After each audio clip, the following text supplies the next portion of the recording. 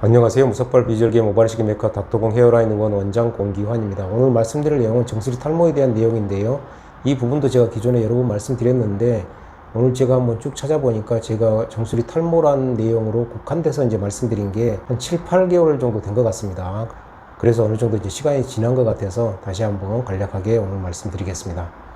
정수리 탈모는 크게 이제 세 가지로 분류하고 있는데요. 첫째가 정수리 모발이 가늘어져만 있는 경우, 둘째는 가늘어져 있으면서 탈모가 같이 동반되어 있는 경우, 세 번째는 털이 아예 그냥 하나도 없는 소위 스킨헤드 양상인 경우, 이렇게 이제 세 가지가 있겠습니다. 근데 소위 이제 정수리가 비어 보인다라고 해서 상담을 오셨을 때 이제 검사를 해보면 방금 말씀드린 대로 이 세 가지 중에 하나에 해당이 되시는데요. 정수리 모발이 가늘어져만 있는 경우, 물론 이제 그때도 탈모는 소량 있을 수 있는데요. 정수리가 이제 비어 보이는 주 요인이 전반적으로 모발이 가늘어져 있는 경우가 그 주 요인이라면 이런 경우는 이제 탈모 치료를 하셔야 됩니다. 물론 남성들 기준으로 말씀드리면 탈모약도 같이 드시는 게 중요하고요. 두 번째 같은 경우가 실제 이제 제일 많이 보는 경우인데 그 두 번째 타입이 정수리 모발이 가늘어져 있으면서 전반적으로 탈모가 또 상당히 진행되어 있는 그런 경우인데요. 탈모가 진행되어 있는 그런 경우는 이제 모발 이식을 하셔야 됩니다. 근데 모발 이식만 하셔서 되는 건 아니고 기존 모발이 또 주위에 가늘어져 있기 때문에 모발 이식 후에도 반드시 탈모 관리를 꾸준히 하셔야 됩니다.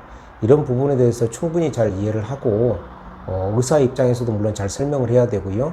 환자 입장에서도 잘 이해를 하고 모발 이식을 받고 또 탈모 관리를 하셔야 되는데 가끔 이런 부분에 이제 이해가 서로 잘 안 돼 있는 경우 나중에 어떤 오해의 소지가 좀 있을 수가 있습니다. 예를 들면 심은 게 하나도 안 났다든지 이렇게 말씀하시는 경우가 있을 수도 있는데 대부분 그런 경우는 기존 가늘어져 있던 모발이 탈모로 진행돼서 다시 또 비어 보이는 그런 경우가 되겠습니다. 따라서 이렇게 정수리 모발이 가늘어져 있으면서 탈모가 동반되어 있는 경우는 방금 말씀드린 것처럼 모발 이식하고 그 후에 이제 탈모 관리를 꾸준히 하셔야 되는데 그럼에도 불구하고 보통 한 10% 정도 10명이면 1명 정도는 기존 모발의 탈모 진행으로 인해서 이제 2차 모발 이식을 나중에 또 하실 수 있습니다. 마지막 타입은 털이 하나도 없는 그런 이제 스킨헤드 양상의 이제 정수리인데요. 이런 경우가 사실 이제 모발 이식을 해놓으면 거의 드라마틱한 결과를 보여드릴 수가 있습니다. 소위 이제 상전벽해가 되는 그런 양상이 되는 거죠. 오늘은 이제 기존에도 말씀드렸습니다만 정수리 탈모의 세 가지 그 유형, 그 타입에 대해서 간단하게 말씀드렸고 그 각각에 대해서 이제 어떻게 우리가 치료를 해야 되는지 그런 부분에 대해서 이제 말씀드렸습니다.